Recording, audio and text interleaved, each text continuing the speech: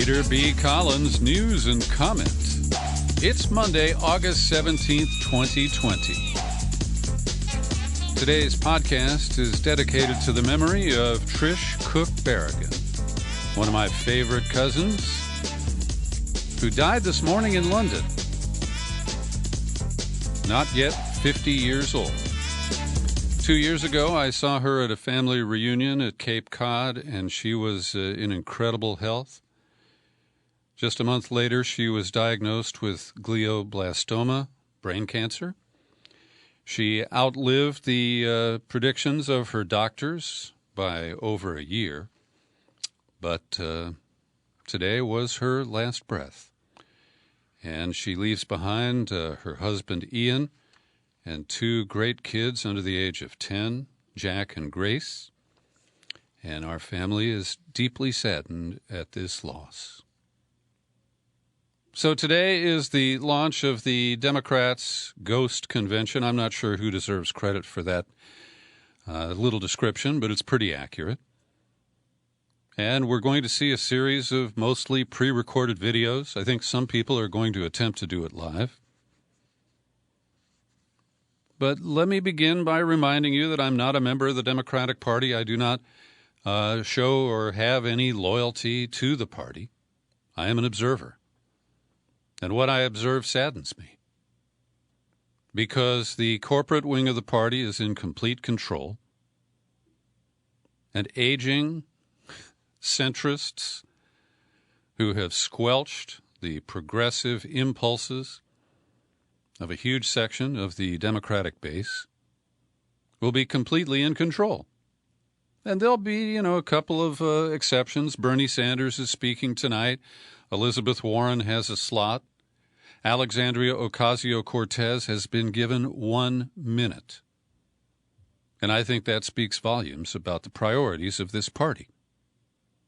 Because whether you like her or not, AOC is a real force for the future. At age 30 or close to that, she clinched her primary. She will be handily reelected in November. And as she gains seniority in the House, she is a force to be reckoned with. But Tom Perez, the lobbyists who populate the Democratic National Committee leadership, the aging leaders of the party, including Nancy Pelosi, they've decided that marketing the party this year is pretty much just, we're not Trump. And, of course, in 2000, it was we're not Bush. In 2004, it was we're not Bush again. In 2008, it's we're not McCain, but we've got this bright young star, Obama, to promote. And it's really stunning that tonight's lineup includes a bunch of Republicans. I don't know whether you want to call it the Whitman Sampler or the Whitman Sisters, but Christine Todd Whitman, the former Republican governor of New Jersey. She was George W. Bush's EPA chief. She's the one who covered up the toxic conditions at the World Trade Center site after 9/11, which has sent many of the first responders to either lengthy hospital stays or an early grave. And what the hell is Meg Whitman doing there? The former eBay executive who dropped $125 million of her own money and lost big time to Jerry Brown here in California. She is a completely empty suit when it comes to politics. Susan Molinari, former congresswoman on the Republican ticket from New York, and John Kasich of Ohio, who is deeply anti-choice, pro-fracking. They are there to, what? I imagine some Republicans will watch this, but are they really going to be persuaded by a quartet of Republican anti-Trumpers? Trot out George Conway or Steve Schmidt. Those are people who are credible never-Trumpers. So this is a mishmash the party finally relented and allowed Pete Buttigieg and Andrew Yang, who were impressive first-timers in the campaign cycle, the primary cycle for the Democratic nomination over the past year. But by and large, it is a parade of the status quo. And I will watch it tonight, but it pains me even to imagine what Bernie Sanders is going to say. He's going to tell us that Kamala Harris is tough and smart, representing diversity in the party. He's going to sell us the same old soup about his friend Joe Biden. Oh, yeah, and Bernie will acknowledge that there are differences and that, he's not going to get Medicare for all from this gang. But what echoes in my memory is my friend John Stauber, the activist from Wisconsin, who back in 2016, and I didn't allow myself to hear it much at the time, but he said, Bernie Sanders is a sheep-dip candidate. He is there to lead the flock into the arms of the Democratic Party,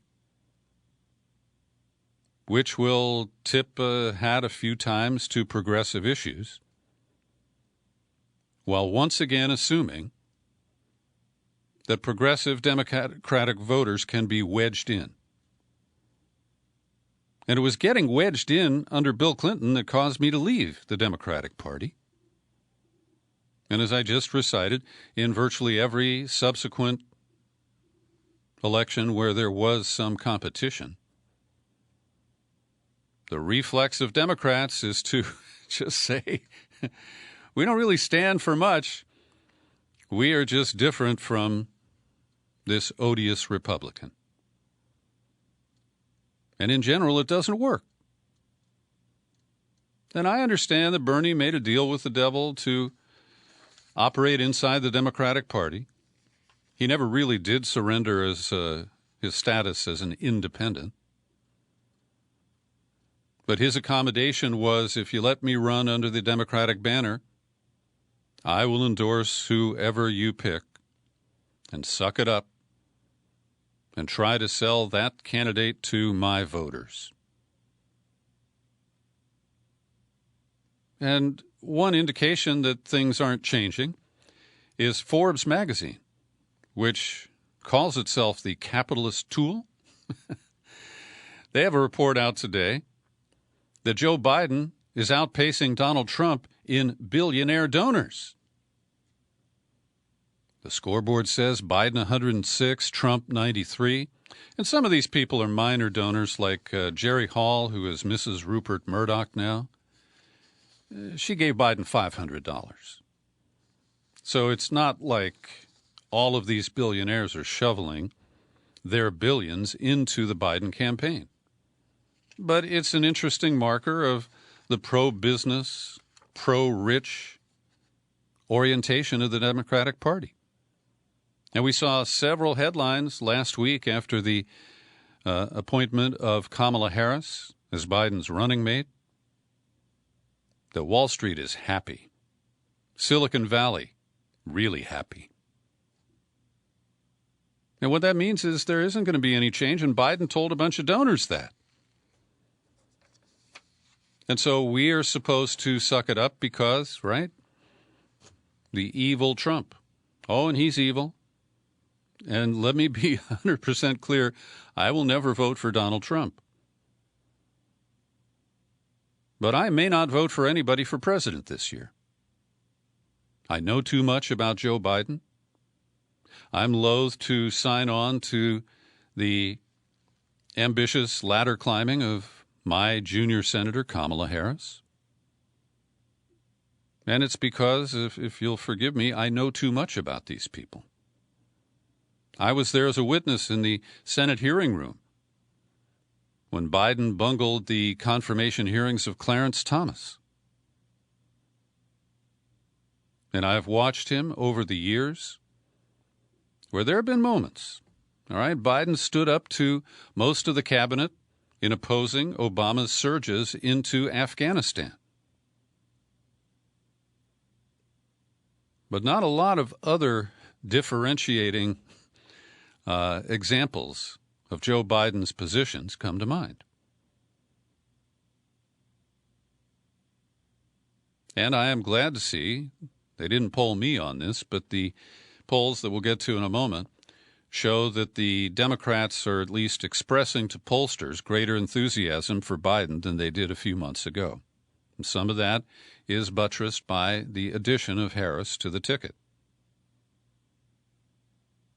But the polling heading into this convention week, where we can't expect a convention bounce because who knows how many people will be watching and what impact they will have.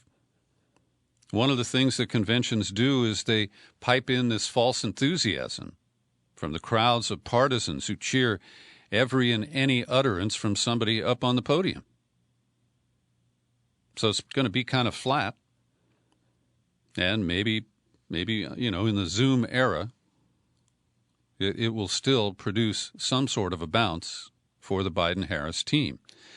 But the polls were showing Biden leading by, in some cases, 14, 15 points, even in some battleground states.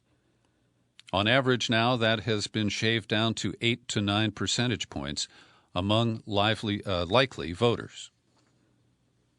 And when you drill down into the polls, the most concerning one comes from CNN today, which shows that the 14-point lead a month ago has evaporated to a 4-point lead, which is just on the fringe of the margin of error. There's a Washington Post ABC poll that shows Biden is still up by 10 points, then a Monmouth University, Fox News, and NPR poll showing Biden with leads of between 7 and 11 points. I think most of these polls precede the addition of Harris to the ticket, and despite my views about her, I do think that she will help pump things up a little bit. But the CNN poll also shows more Republican Party unity, with Trump leading among registered Republicans by 92 points, compared with, that's in the CNN poll, 79 points, the Post-ABC poll, 78, and the Fox poll. And so this is within the grasp of fraud. And Trump is actively promoting efforts to discourage people from voting by mail, jamming up the Postal Service. We're going to get to all that in just a moment. And just as a sidebar, I want to recommend a piece at Consortium News today, and John A. Touris, who is a professor at LaGrange College, makes some important points that are kind of irrelevant this year because there's no challenge to either of the presumptive nominees. But the fundamental allocation of delegates to both political conventions is way out of whack. It's not the same, It's not the same numbers that make the Electoral College out of whack. But get this, Texas has almost 30 million people, 228 pledged delegates to the Democratic Convention. New York State has about 2/3 of that population, and they get 274, again, to the 228 for Texas. And it's not just the more populous states. Arizona has 7.3 million residents, 67 delegates, while Maryland's 6 million people have 96. So this whole exercise is not fundamentally democratic. And a lot of the rules are arcane that give advantages to states like New York because they've been a population center for longer than Texas has. And I want to recommend a piece by David Sirota and Andrew Perez. Perez was on this podcast just a couple of months ago.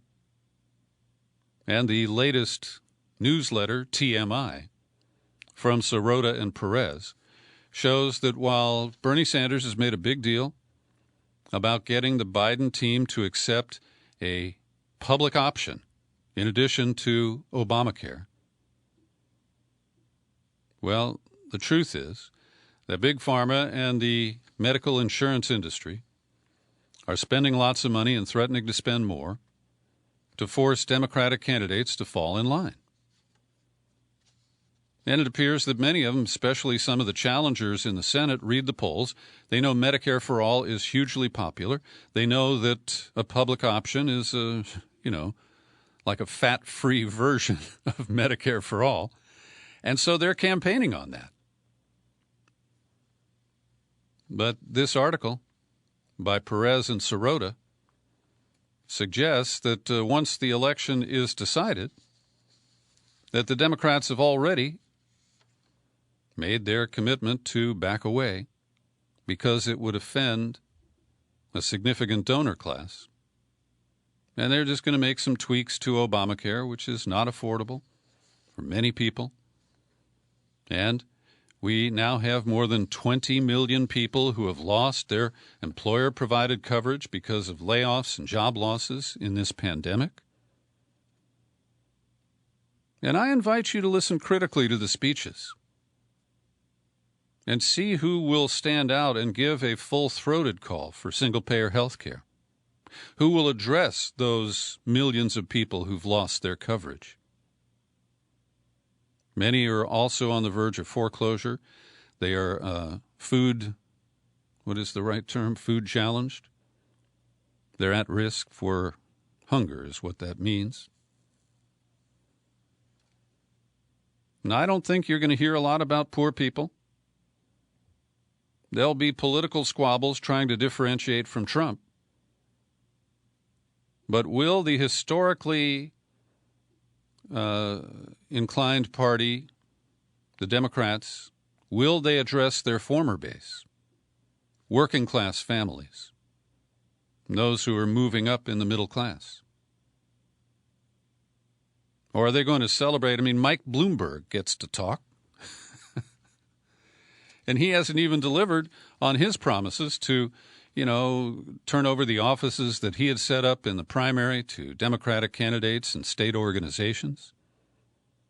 He was going to dump a boatload of money into this effort, and I haven't seen any evidence of that. And so the Democrats, I think, are going to continue their focus on the technocrats, the college graduates, at the expense of white-collar male workers who are Trump's most important voter group.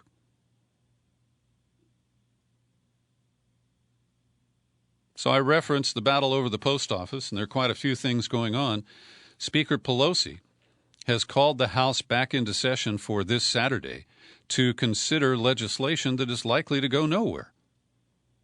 And the thrust of the proposal is that she wants to force the post office to stop all of the moves that are underway, removing those sorting machines, hauling off blue mailboxes from street locations, cutting overtime so that the mail slows down, leading to that massive warning from the Postal Service on Friday: we can't guarantee that mail-in ballots will be delivered on time.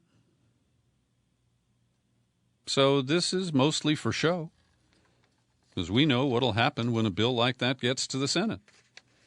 And the Senate's not even going to be back in session until somewhere after Labor Day, I think around September 8th. Senate Democrats have set their sights on the governing board of the Postal Service, hoping that despite that Trump has filled 6 of the 9 positions, that they will either rein in the master of the wrecking crew, the newly minted Postmaster General Louis DeJoy, or fire him. This is a lot of wishful thinking. DeJoy has agreed, I believe, to appear before a congressional committee on August 24th. But we've seen how those things operate. Very little comes out of them except a lot of posturing by people who are trying to impress the voters back at home. And I want to recommend a brief article published over at the World Socialist website, written by Shuvu Bhatta, which is a real, accurate description of how the Postal Service got into the position it's in today. And boy, this is a bipartisan effort. Going back to 2006, the so-called Postal Accountability and Enhancement Act was signed into law by George W. Bush, but Henry Waxman of California, Danny Davis of Illinois were co-authors with a Republican, John McHugh of New York. It passed almost unanimously. Bernie Sanders voted for it. And so immediately or almost immediately, 65,000 postal workers lost their jobs. The Obama administration accepted the structure of the paying forward of the health and retirement benefits and even extracted an almost $7 billion so-called refund from that fund that went into the general fund of the U.S. government. And so it has been positioned to fail. And Senator Feinstein of California, her husband, Dick Blum, who has a major interest in a real estate firm, CBRE. Well, I have seen the documents that show that Senator Feinstein called postal officials to lobby for her husband's company getting the contract to sell off post office property declared surplus.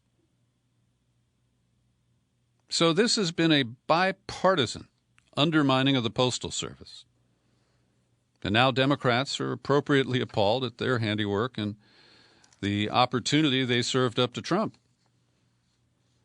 So in addition to the House and Senate action, 2 members of a congressional committee, and they are Ted Lieu of California and Hakeem Jeffries of New York, have written to the FBI director asking for an investigation. Now, this is more window dressing and just PR stunt. Because Chris Wray is on thin ice as head of the FBI, and he is not about to launch an investigation into a matter that is clearly the handiwork of Donald J. Trump. So they're suing based on Louis DeJoy, the slowdown in mail delivery, the risk it poses to the election in November. And, of course, you know, the words sound great, but I don't think it will produce anything. Then we have a lawsuit filed on behalf of postal patrons, you know, people like you and me. 17 plaintiffs from California, Pennsylvania, Illinois, New Jersey, Wisconsin, and New York asking a court to declare that Trump and DeJoy have violated voters' rights by cutting the Postal Service in an effort to stymie mail-in voting. The suit asks the court to order the administration to take all necessary and sufficient steps to ensure that the Postal Service is adequately funded and ensure absentee and other mail ballots are treated equal to in-person ballots, to fund sufficient staffing and overtime to handle a record level of mail voting. This, of all the efforts I've just described, might have the most potential. And the New York Times today does an explainer about who is Lou DeJoy and how did he get here. Well, his daddy had a trucking business in Long Island, and Lou took it over. He now, by 2014, he had 7,000 employees. He unloaded the company. That's what made him rich, $600 million. His wife, Aldona Was, W-O-S, joins him with significant investment in companies that do business with or compete with the Postal Service. They have between $30 and $75 million in such investments. DeJoy has long been a major financial supporter of the Republican Party. He was deputy national fundraising chair of the GOP. Since 2016, he's personally donated over $1 million to Trump's campaign coffers and $1.3 million to the Republican Party. And that earns his wife the nomination to be the U.S. ambassador to Canada. I mean, ambassadorships have been sold by every administration.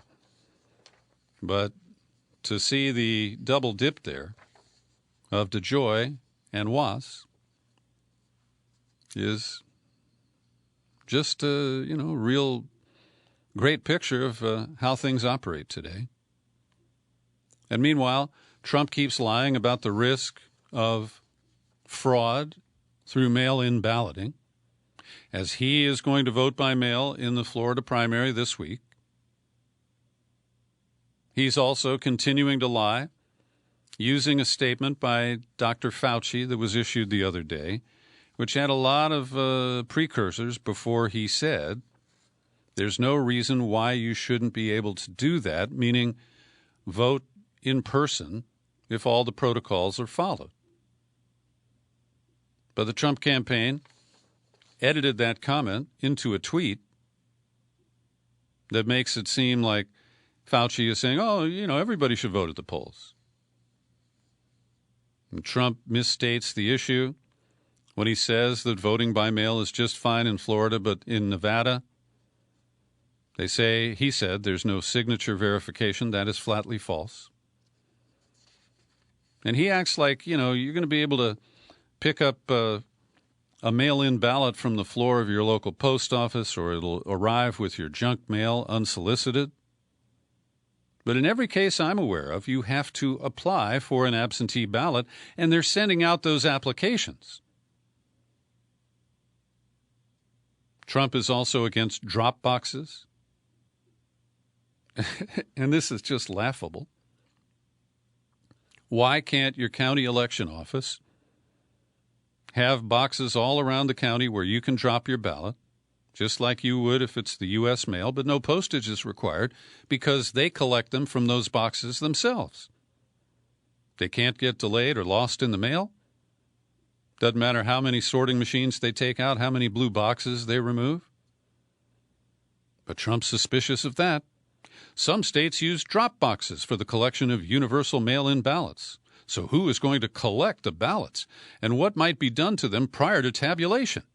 A rigged election? ? So bad for our country. Only absentee ballots acceptable. Then he is complaining about the New York primary, where there was a delayed count. There were disputes over some of the absentee ballots. And he is suggesting they should rerun that election. Well, that's not based on any provable anomalies. And once again, we cite the great work of David Sirota. I've linked to this in the show file for today's podcast. But in addition to Lou DeJoy's fundraising for the Republican Party, the man who chairs the Postal Service Board of Governors is a guy named Mike Duncan. He's a big pal of Mitch McConnell. He's raised bundles of money for him. He just got confirmed to the chairman position on the Board of Governors last December, 7-year term. And he's also current chairman of the Senate Leadership Fund, raising $100 million for a super PAC to get Republicans elected or reelected to the Senate, including his sponsor, Mitch McConnell. Oh, and get this, Duncan used to be president and CEO of the American Coalition for Clean Coal Electricity.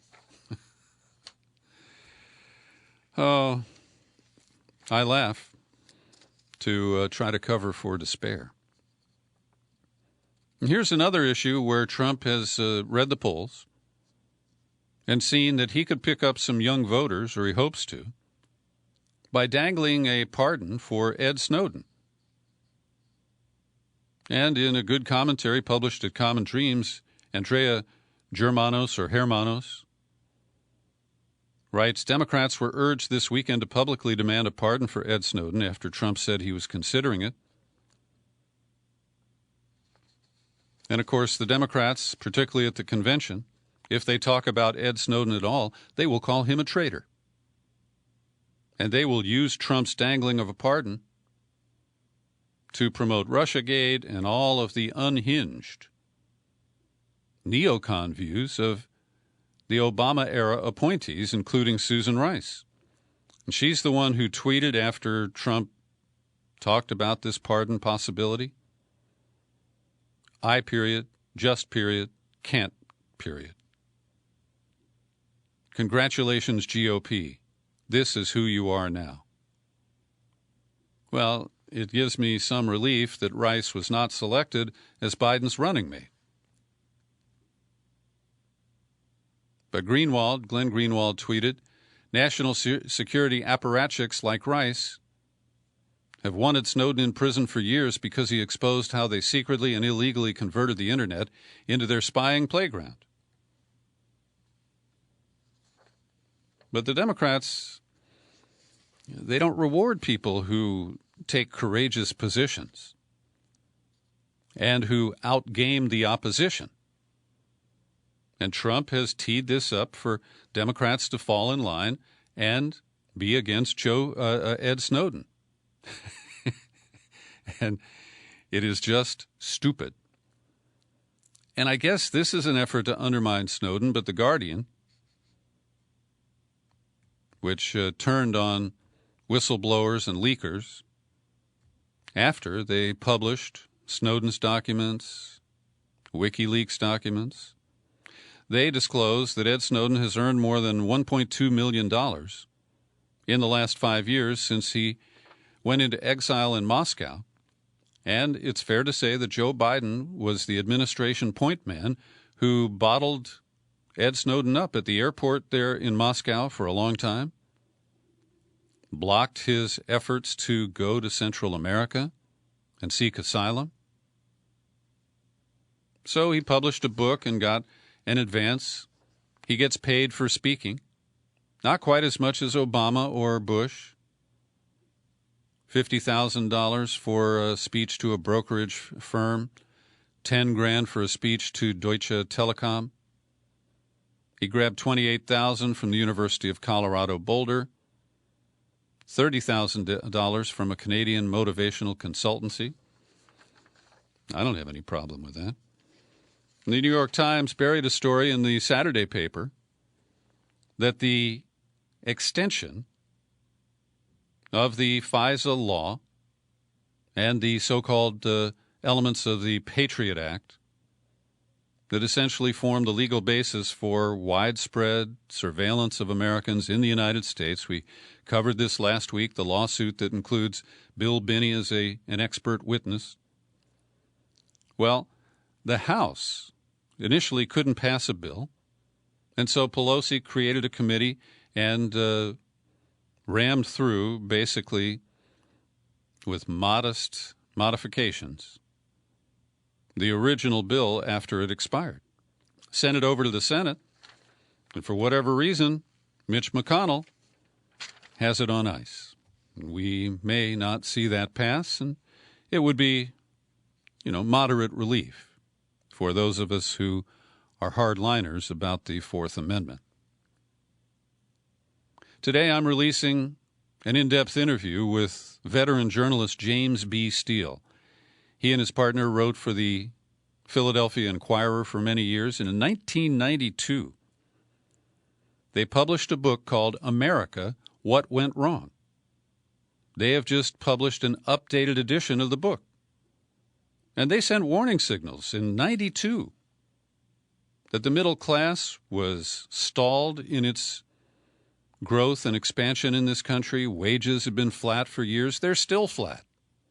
And because of COVID, the middle class is at risk, not so much from the pandemic or the virus, but from the economic impacts that have only widened the wealth and income gap that the Occupy movement helped highlight.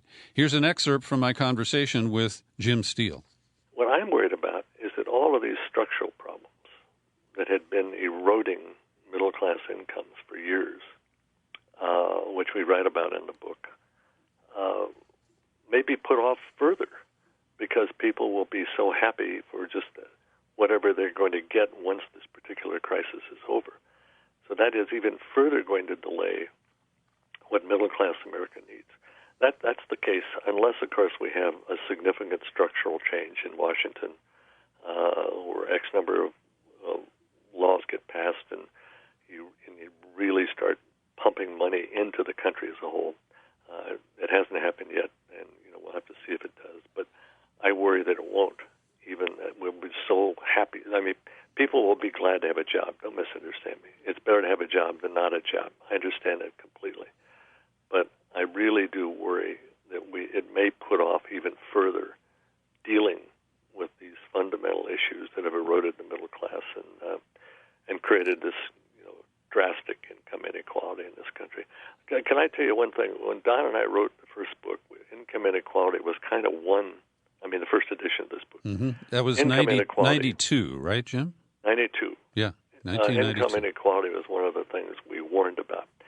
It was very controversial at the time. Wall Street Journal editorial page attacked us in a lead editorial. Actually, we wear that kind of as a badge of honor today. But anyway, but income inequality, that's not controversial today. I mean, everybody acknowledges that. There may be a little debate about what's caused it, this and that and the other thing, but it's there. Even conservatives acknowledge that this is a tremendous problem now. And if that's the case, that gives you an idea of just exactly how bad it is and how much worse it's going to come unless we do turn things around. I invite you to listen to the full interview with journalist James B. Steele. It's available for subscribers today at peterbcollins.com and most of the outlets that carry this podcast.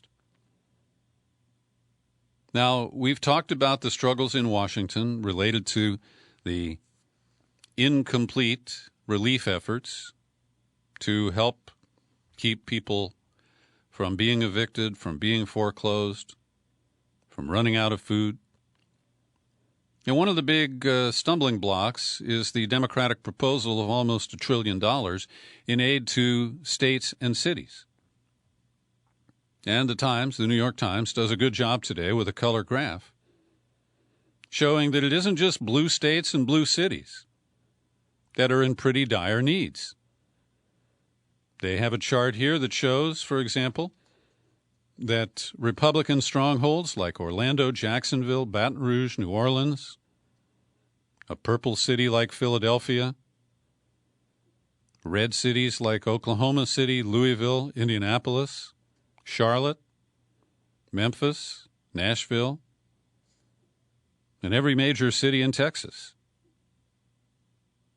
except for Austin, they are all treading water. And as the Republican chair of the Federal Reserve, Jerome Powell, has pointed out, this is going to lead to another round of recession-inducing efforts as services will be cut, layoffs will follow, and this is where I fear we will head into a full depression. Will they come around? It's really hard to say. Now, there is an effort being driven by the Movement for a People's Party to call a general strike across the United States starting on September 1st. And the message is, you're telling us to get back to work while you go on vacation? We don't think so. We won't work until you do. And Andrew Yang has given voice to their call in some ways. He said, if our government doesn't get its act together, a general strike and mass unrest are around the corner. So I don't know if this will gather any momentum. But contrast that with what's going on in the dictatorship of Belarus, where President Lukashenko is trying to hold on. 100,000 people gathered in Minsk yesterday. Now, they may have been emboldened because in an effort to mollify the opposition, Lukashenko had released thousands of people who had been arrested in the protests of the past week. But his rhetoric is still uncompromising. You will never get me to do anything under pressure. We had elections. Until you kill me, there will not be any more elections. But when he went to one of the, promoted gems of the state industries of Belarus, to the Minsk wheel tractor plant, he was jeered by workers who shouted, "Go away." And while Lukashenko basically ran against Moscow in his recent campaign, he called Putin and Putin has made some vague commitments to support the, 25, 26-year-long dictator of Belarus. And there's one listener who's been kind of heckling me by email because I've been covering these protests in Belarus. And his argument is, who cares about Belarus? Well, I do, because I think that this is an example of the kind of resistance, near revolutionary behavior. And these are people who have a lot more to fear than the comfy people in the couch potato mode with life at the end of their remote. And I think Americans need to hear about people who do rise up, who do put their lives on the line, and not just for police reform. With that, we'll shift to Portland, where we're now at, 81 days of protest on a nightly basis. And unfortunately, over the weekend, incidents occurred which allowed Portland police to declare a riot on Saturday, arresting 11. They provided evidence of some pretty good-sized rocks that the more aggressive protesters threw at police officers. And I deplore this because I think that it is feeding the whole law and order mentality that Trump is trying to promote, the injection of federal stormtroopers into local situations. So there were also protests in Oregon's capital, Salem, on Saturday. And there were some minor, incidents, including counter-protesters who were against the police reform activists, and there were reports of a couple of gunshots fired from that other side. Then on Sunday night, a very ugly incident, and we don't have enough detail on the causes of it, but in the protest area where there were people gathering and marching, a guy in a pickup truck with a camper shell drove down the street. And just before it, a woman nearby was tackled by protesters. This was captured on video. And then this truck came by. And people started kicking at it, pulling on its doors. And it caused the driver to run off the road and hit a lamppost, at which point the hostile crowd pulled him out, beat him up. Some people stole the contents of his truck. I don't know what there was that was in there. But the worst part is that one guy came over and kicked the man who was on the ground in the back of his head. And these are the kind of brutal tactics that these demonstrations are supposed to be aimed at when they are perpetrated by the police. So it pains me to see this devolve into this kind of street fighting. And further north in Seattle, 18 people arrested during an anti-police union march that occurred south of downtown on Sunday night, starting at about 7 o'clock. And by 11 or a little after, the police had declared a riot. And this, of course, conflicts with the understandings, even modified through the intervention of a federal court. And once again, these incidents fuel Trump and his federal interventionist inclinations. The Seattle Times today is giving voice to a former police chief and a woman who appears to be kind of moderate, who's on a police reform commission dating back to the start of a consent decree over past bad behavior by the Seattle PD. But Kathleen O'Toole, who was the chief before Carmen Best, who has just jumped into retirement, she criticized the city council. There's no plan for this move to shift funding from the police department into other mechanisms. O'Toole is quoted, "This council is making irresponsible decisions based on knee-jerk reactions," and referring to the sudden retirement decision of Carmen Best, "I don't blame Carmen for leaving." And, from my perch here, hundreds of miles away, I don't know all of the chemistry, the dynamics, but there is a solid majority on the city council that wants to honor the intention of the protesters. And they are the legitimate Democratic body in Seattle.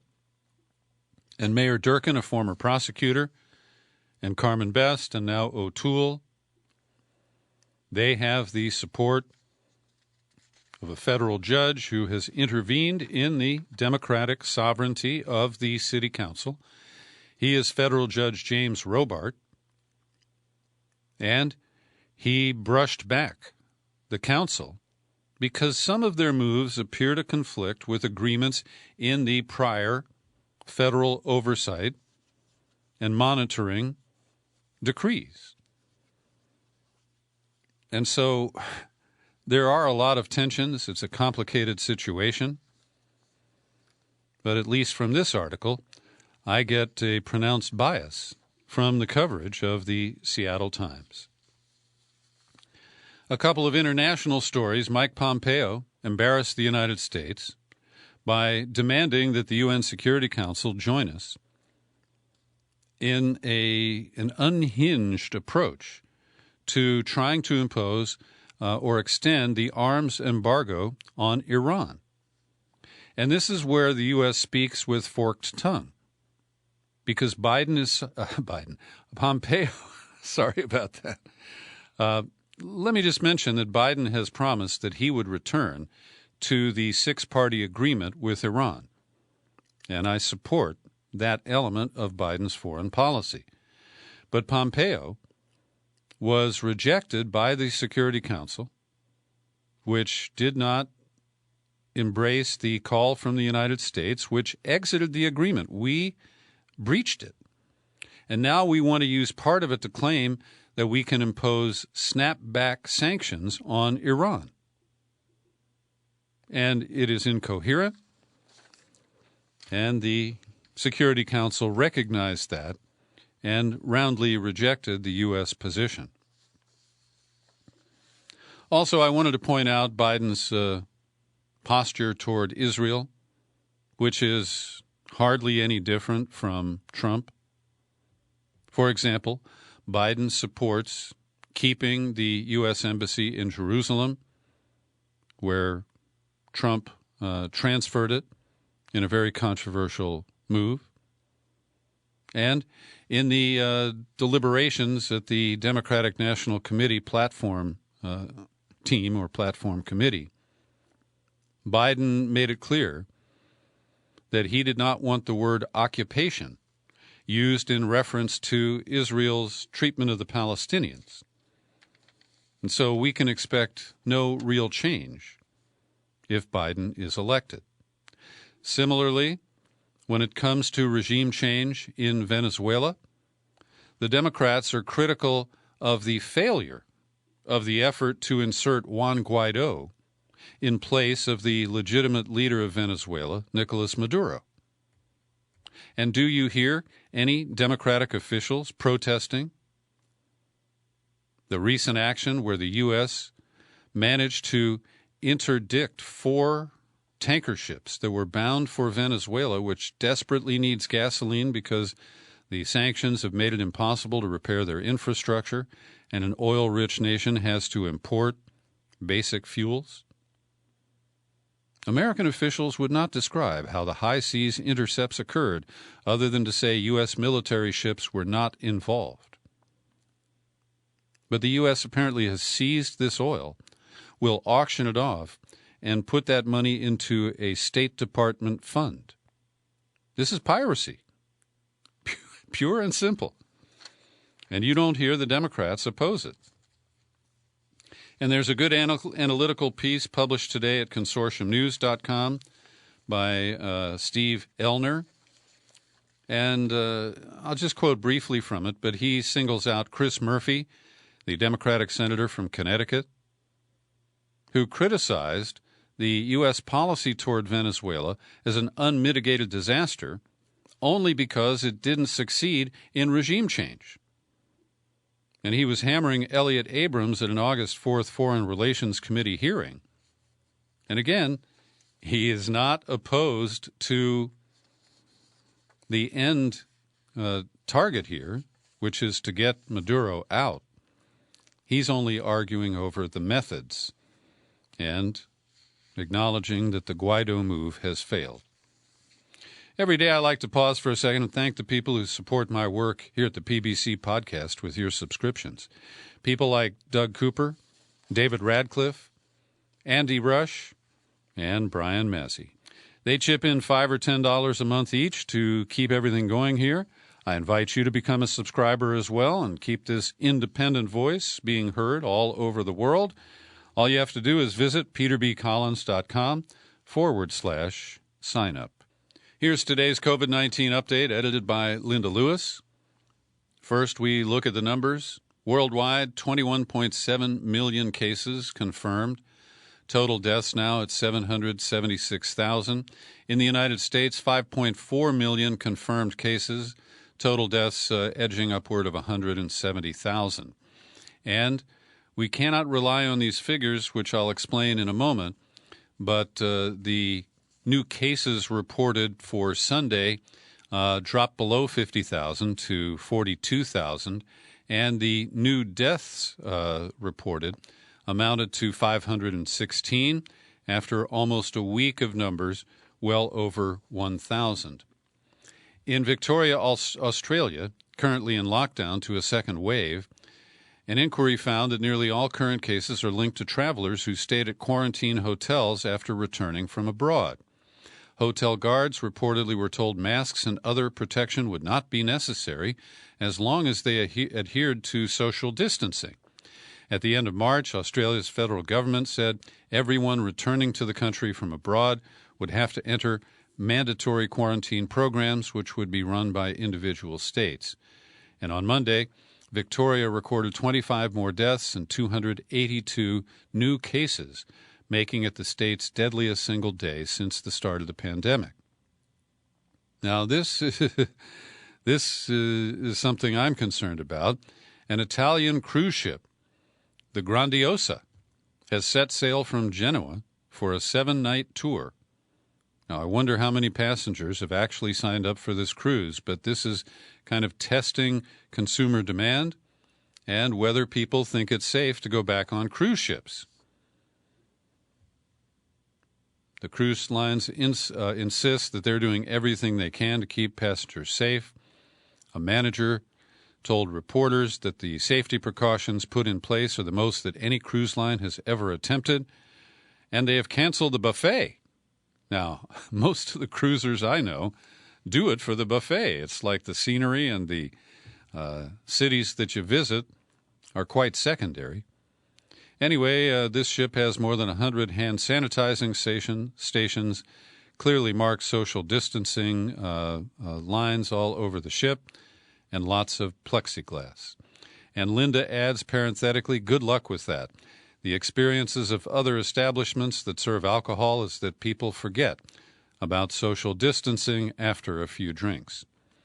In New Zealand, with just 78 active cases, 9 since Monday, 9 new cases today, they are delaying their general elections by a month in order to focus on containing the new outbreak that ended their 102-day streak with no new cases. And the Prime Minister has the authority to set the election date. She did, however, consult with the heads of major political parties before making that decision. Email exchanges obtained by Swedish journalists under Freedom of Information laws show that they're triggering new criticism of Sweden's chief epidemiologist, Anders Tegnell, the architect of Sweden's light touch approach to COVID-19. Emails show that he discussed herd immunity as an objective as far back as mid-March. Tegnell has repeatedly insisted the government's objective was not aimed at achieving rapid herd immunity, but rather at slowing the spread of the virus enough for health services to be able to cope. It also emerged that Tegnell had deleted some of his emails. Tegnell appears to have asked if higher death rates for older people would be acceptable. Linda says, separately, I found a staggering differential between the death rates of Swedes under 60 and those over age 60, 232 for the younger population and 5,555 for those over 60. The FDA has given emergency use authorization to a new saliva-based coronavirus test called Saliva Direct, developed at Yale University's School of Public Health. Early results from a test conducted on players and staff at the NBA suggest that it is both highly sensitive and roughly as accurate as currently used nose and throat swabs. Because it uses an open-source protocol and doesn't rely on proprietary equipment, labs across the country can begin collecting and processing samples themselves and may avoid some of the shortages and high costs of supplies that have restricted the availability of other tests. Well, that leads into this story from Sunday's New York Times. Rate of testing shows first dip since the illness hit. And so when you combine lower rates of testing, well, the other numbers can be inconsistent or unreliable as well. So, for example, the recent peak was about 750,000 tests a day in July, dropping to 709,000 last week. And this, of course, is against the backdrop that experts said we should be testing at the rate of 1 million people a day. So then what happens to the data, including test results, that get fed to this new subcontractor of the federal government based in Pittsburgh? They're called Teletracking Technologies. And this group has refused requests from the Senate to explain the contract that it has, a $10 million deal to supplant the CDC as the collector of coronavirus data. And this, of course, makes us ask questions about the reliability of the numbers that we're getting.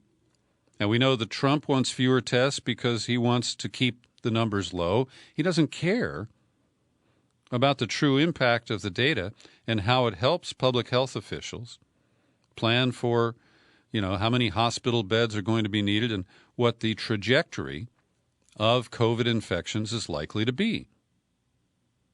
So the firm, this Teletracking Technologies, is owned by a Pittsburgh real estate developer, Michael Zamagis, and that just gives you more confidence, doesn't it? Put a realtor in charge of scientific data collection. A school district in Arizona that was set to open for in-person teaching today was forced to cancel all classes after teachers staged a sick-out to protest unsafe working conditions due to the pandemic. We have received an overwhelming response from staff indicating they do not feel safe returning to the classroom with students. That's Gregory Wyman, superintendent of the Combs Unified School District. In response, we've received a high volume of staff absences for Monday, citing health and safety concerns. And a sick-out is being contemplated by teachers' organizations in New York City. So the other day I mentioned that the latest reports on antibodies are not that encouraging, that the antibodies don't last more than a few months after a person has survived an infection with COVID-19. Well, the New York Times has kind of contrary information in the paper today. Scientists who've been monitoring immune responses are now starting to see encouraging signs of strong, lasting immunity, even in people who developed only mild symptoms of COVID-19. And they are coupling antibodies with B cells and T cells in combinations to defend against a reinfection. But I have to say that both of the studies that they cite, one from the University of Arizona and the other from a Dr. Pepper at the University of Washington, neither has been peer-reviewed. And I want to hear encouraging news. I would like to believe that we do have sufficient antibodies and other immunities to prevent repeated infections. But at this point, I think the safest thing to say is we don't know, and we can't rely on speculation. Finally, today, as you may know, Donald Trump's brother Robert died over the weekend. Donald went to see Robert in the hospital on Friday, and I believe Robert died on Saturday. And I do not know the exact cause of Robert Trump's death. But that doesn't prevent others, partisans, and this one is a deep supporter of Joe Biden, from jumping to conclusions. And here's a Facebook post from a guy who I've known for many years, Richard Robinson. And he and I dueled on Facebook back during the primaries because he has been a solid Biden supporter, and, well, I was supporting Sanders. So his post is this: all right, I'll be the first to say out loud what most people think. Robert Trump died of Trump virus. His brother killed him.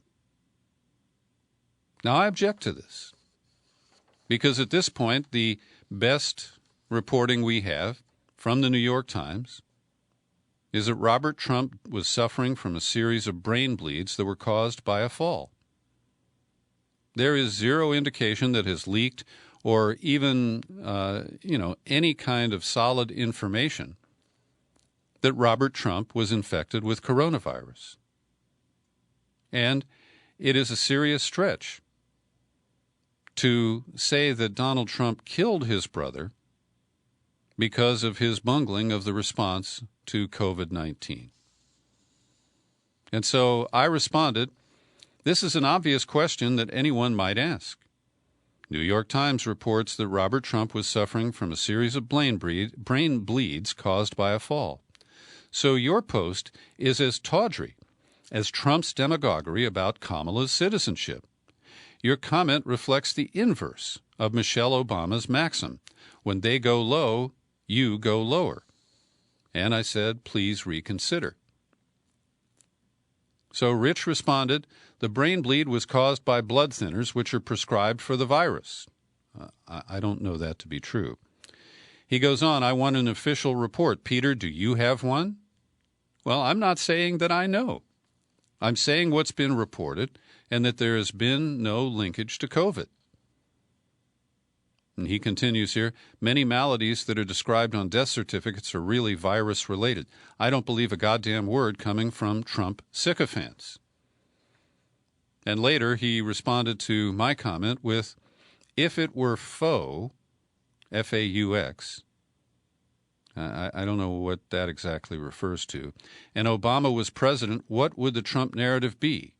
If I am wrong, let him prove me wrong. The burden of proof no longer rests on us. He can put my allegation to rest. Just give us an independent, verifiable report. Why keep it secret? He can release his taxes, too. He is a tax evader, according to Cohen, his niece, and the New York Times. I stand by my statements. Now, I consider this really tragic, that my old friend Rich Robinson feels that because Trump is a liar, and that he is, what Robinson considers to be a threat to our very existence, that he is free to post speculation as near fact. It saddens me to see people descend to that level. Thanks for listening to my daily news and comment podcast. You're free to share it all over the place, including with Rich Robinson. You'll find it on YouTube. I'm Peter B. Collins. Happy trails to you until we meet again. Happy trails.